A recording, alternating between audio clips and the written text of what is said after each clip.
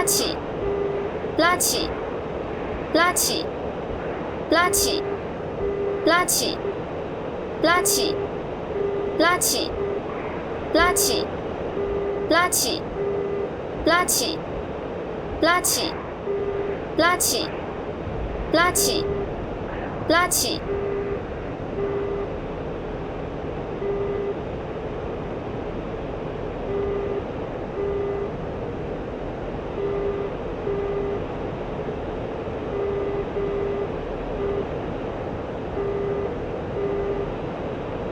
拉起，拉起，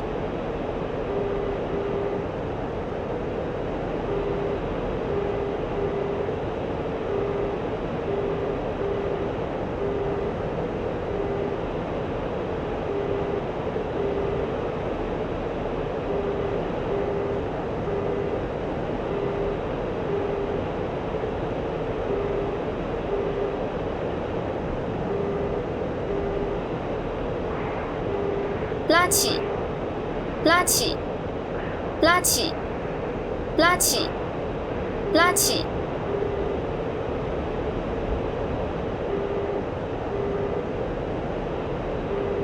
拉起，拉起，拉起，拉起，拉起，拉起。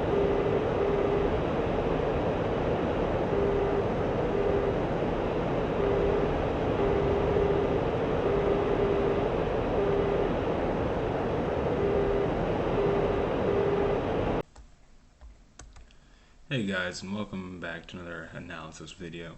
Today I'm just going to be going over an engagement with an F-15, and two things to take away from this video will be how to implement the R-77 when it will be outranged by the two commonly used missiles in this game, which are the AMRAAM and the Phoenix, and recognizing a threat early on. So at the start of this engagement, I start off with a soft crank and then I go full perpendicular towards the bandit. I naturally assumed that it was an F-14, so in order to prevent any long-range shots, I turn perpendicular. The reason for this is because with the dynamic launch zone in each individual aircraft, when the closure rate is high, basically when a bandit is hot, you'll find that you're able to fire your missile from a lot farther out because the missile conserves the most energy when a bandit is hot or flying towards it. The reason I fly perpendicular is because what it does is it decreases this dynamic launch zone. So if this were an F-14, or as you can see an F-15, in order for this bandit to get a clear and not really a high probability kill shot, but a decent shot, the bandit's going to have to get closer to my aircraft. And basically, as you can see, when you look at this, I'm drawing the bandit in. And the reason why this is important is because with the R-77, it doesn't loft like the AMRAAM or the Phoenix. So you're going to be outranged by both of these missiles. So the only way to really effectively use it is to bring a bandit in close, which is where this comes into play.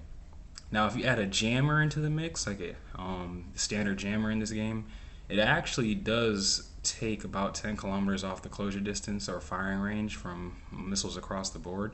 So it actually forces the bandit to get in even closer, which is better suited for you. So jamming is actually effective, even though it's not fully simulated as it should be. It does help. So I probably should have had a jammer on me. But as you can see, he fired two AMRAAMs at me. And the reason I knew this is not because I got a warning, but if you remember earlier in the video, that arrow started dancing. The bandit's velocity vector started moving around. So you have to think, why would a bandit be going cold if he hasn't fired yet, unless he fired? So you got to recognize the threat early on when it comes to BVR. And what you'll see here is I didn't notch these missiles when they go dumb. You want to guess what happened? What happened is the bandit, who was probably inexperienced, fired his missiles and just went cold immediately, not realizing he fired outside of their dynamic launch zone, and he did not actually guide them in. So at this point, they were not active yet, and they had no target to look for because he stopped guiding them. And now I dive down, lose altitude, and I pressure the bandit, but I turn off my radar and let my IRST do the rest of the work for me.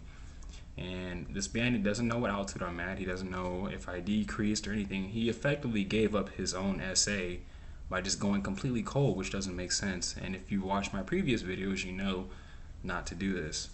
So now he recommits, doesn't really know where I'm at, and by the time I let him know where I'm at after firing my Fox 3, it's already too late and it's game over for him.